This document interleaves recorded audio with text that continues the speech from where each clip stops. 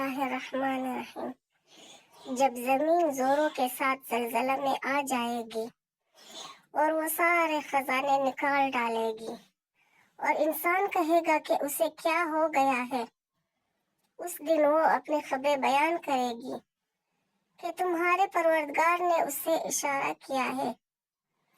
اس روز سارے انسان گروہ در گروہ قبروں سے نکلیں گے تاکہ اپنے اعمال دیکھ سکے۔ پھر جس شخص نے ذرہ برابر نیکی کی ہے وہ اسے دیکھے گا، اور جس نے ذرہ برابر برائی کی ہے وہ اسے دیکھے گا۔ بسم اللہ الرحمن الرحیم۔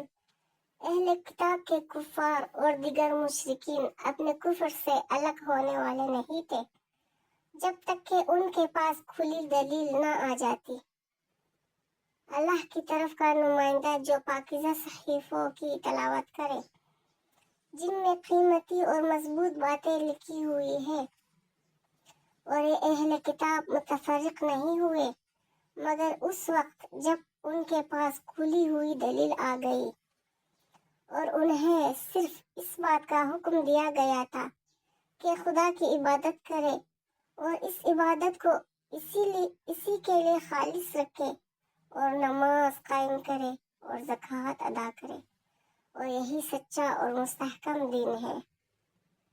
بے شک اہل کتاب میں جن لوگوں نے کفر اختیار کیا ہے اور دیگر مشرکین سب جہنم میں ہمیشہ رہنے والے ہیں، اور یہی بدترین خلائق ہے۔ اور بے شک جو لوگ ایمان لائے ہیں اور انہوں نے نیک اعمال کیے ہیں وہ بہترین خلائق ہے۔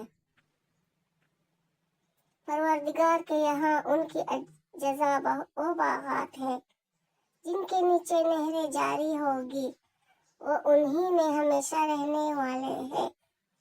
خدا ان سے راضی ہے اور وہ اس سے راضی ہے، اور یہ سب اس کے لیے ہے جس کے دل میں خوف خدا ہے۔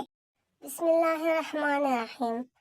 بے شک ہم نے اسے شب قدر میں نازل کیا ہے، اور آپ کیا جانیے شب قدر کیا چیز ہے؟